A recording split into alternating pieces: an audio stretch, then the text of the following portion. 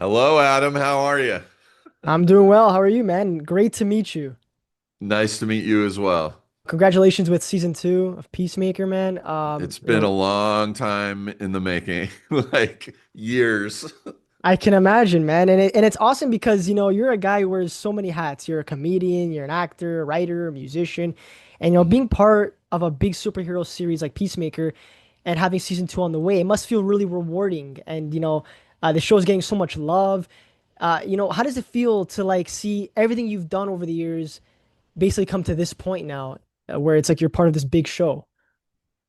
It's really bizarre, actually. I've kind of made a career as a character actor, just doing guest star roles or recurring roles on sitcoms and stuff, and which is great. It's a great way to pay the bills, but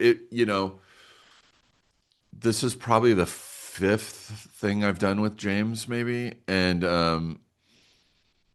it really became evident that it was as big as it is when we went to Comic-Con last weekend, and like it was just Peacemaker stuff everywhere, like everywhere. And doing a panel in Hall H, which is the big hall like it was all so very surreal to me to like have this small little character that popped up in, a couple scenes in the Suicide Squad just is now on this big show, which is awesome, but also just so crazy.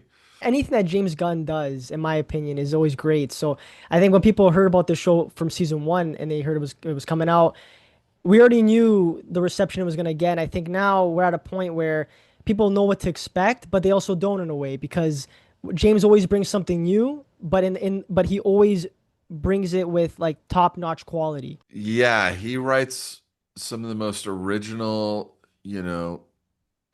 stuff with characters that you would never, first of all, you've never heard of, or like, I mean, I guess diehard comic book fans, would know who Peacemaker is, and but I'm constantly, having to ask James when we're working, like, is this a character that's actually based on, I'd never heard of John Economist. I mean, he's not a big character. He's only in, a little bit of the DC world. As in the comic books, he's the warden of Belle Reve Prison.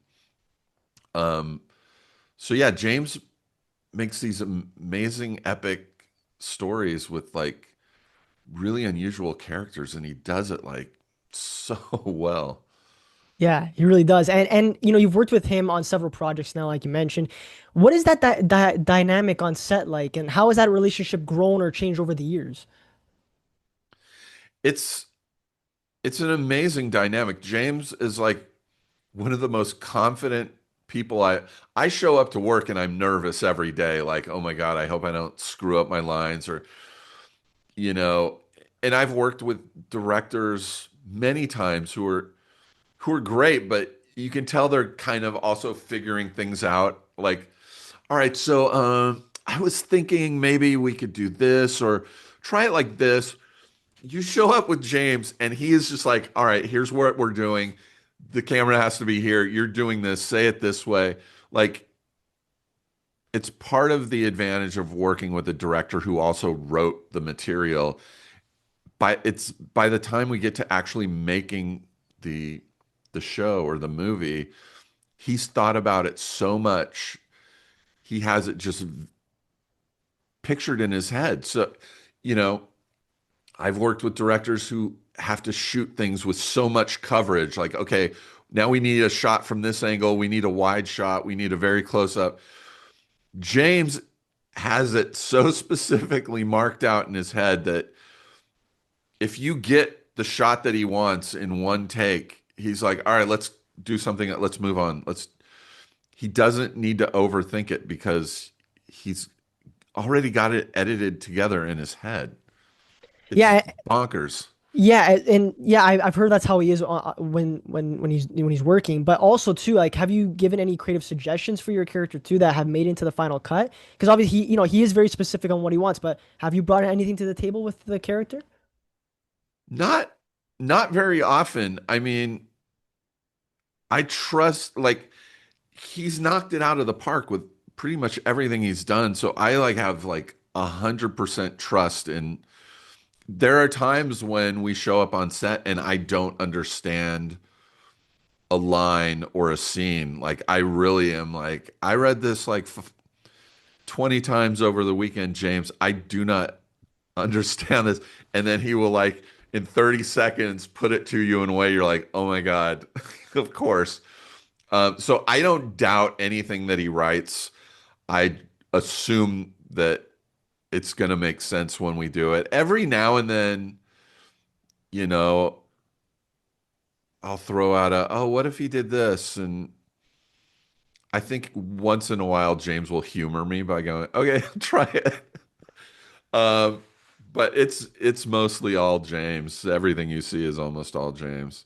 Yeah. And I also mentioned at the beginning of the episode that, you are a comedian. And actually, I forgot which comedian said this, but I think a lot of comedians do this where they're always thinking about material, even like in everyday moments. So when you're on the Sure. set of Peacemaker, do you ever find yourself saying a line or seeing something happen and thinking, you know what? That'd be great for that'd be a great act for a great bit for my act.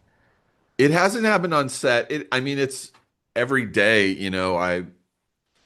I'll like pull over in my car and like write something in my notes app on my phone, or if I don't want to stop, I'll just leave a voice memo. Um, but it's also sometimes a hindrance. I can give you a specific example. When we were shooting season two, um, I was working on an episode that James was not directing. And that's always a weird, there's always a fine line, like, are they going to get it the way James really wrote it and intended or not? For the most part, they do. But there's a scene where I'm trying to think if I can, where one of my superior officers says, like it or not, take it or leave it. And I'm just like, I leave, I'm done. No, I leave. And she's like, then you're fired. And I'm supposed to just go, okay, I'll do it, just immediately cave in. But the sitcom comedy hamball in me was just like, she's like, okay, then you're fired. And I just started going, what? Okay, 1 minute. Wait, okay, now hear me out.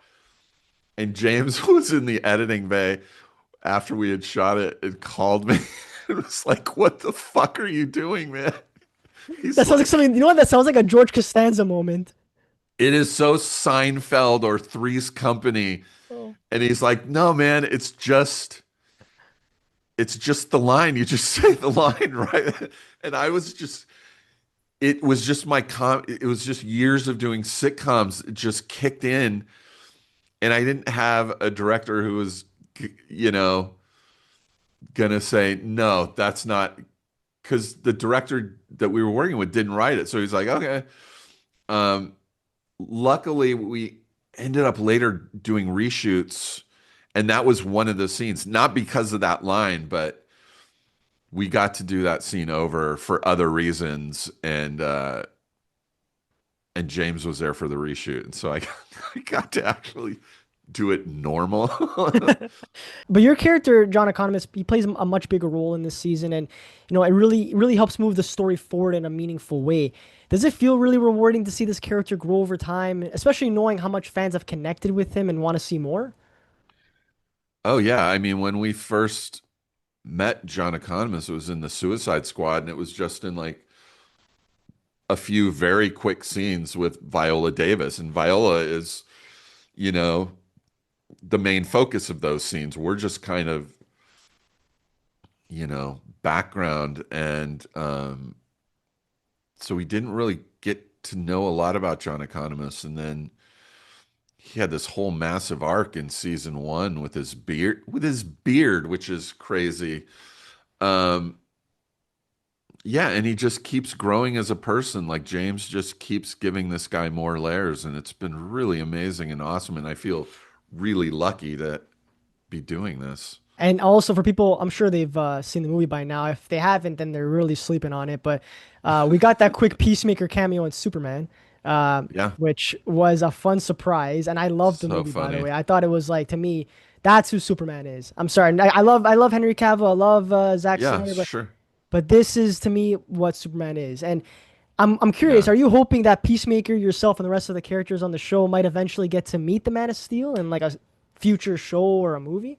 I can't tell you how much I would love to appear with Superman in some like Tim Meadows and I got to go to set because there was a little bit of an overlap between our show starting and Superman finishing. And we got to go to set when they were finishing up. And Tim and I met David Cornsweet, who's in his Superman costume. And we were like instantly, we're two guys in our late 50s, and we are instantly like 9-year-old boys, just like could barely talk. We were so I'd never met David, and like I was starstruck just because, not because it was David, because it was Superman. I would love to do something with Superman. I don't know if it'll ever happen.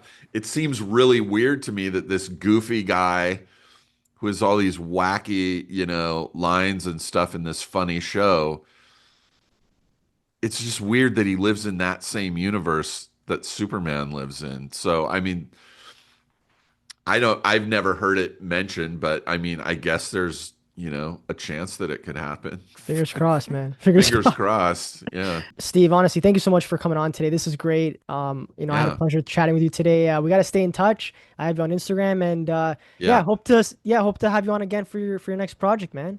Would love to do it. Thanks, Adam. Thanks, man. Have a good one, okay? Yep.